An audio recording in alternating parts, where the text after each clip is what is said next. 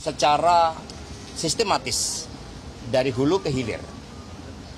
Kemudian yang ketiga, dilakukan juga kajian-kajian terhadap beberapa pasal-pasal di dalam Undang-Undang Pemilu tentang keterlibatan dari pejabat negara yang menurut Undang-Undang Pemilu itu bertentangan.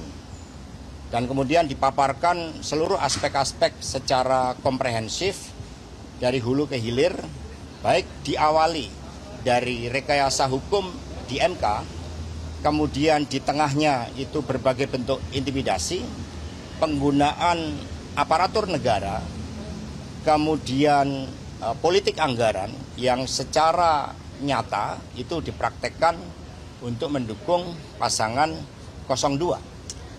Berbagai anomali pemilu itu telah menyentuh aspek legitimasi dari pemilu tersebut.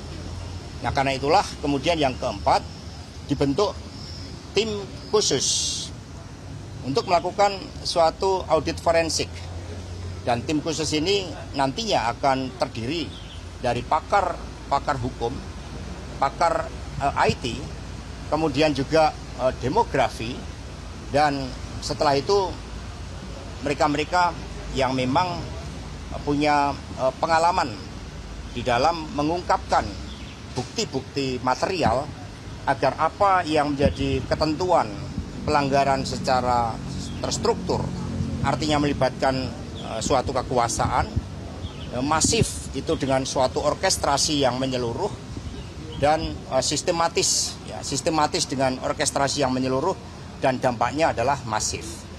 Ya, sehingga tim khusus ini segera dibentuk, nama-nama sudah dikumpulkan dari orang-orang yang punya kredibilitas tinggi dan juga punya suatu spirit di dalam menjaga marwah demokrasi yang berintikan kedaulatan rakyat, demokrasi yang ada etika politik, demokrasi yang tidak menghalalkan segala cara.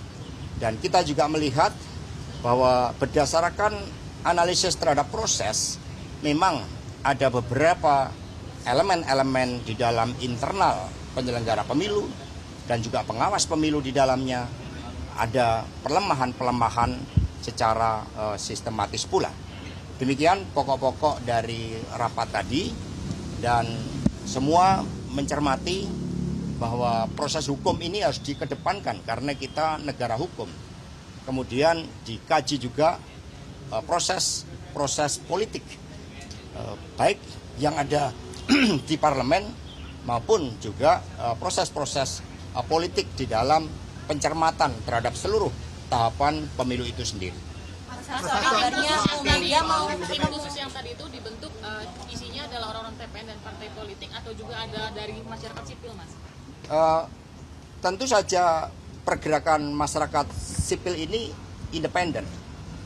Mereka merdeka, mereka bergerak karena tuntutan nurani.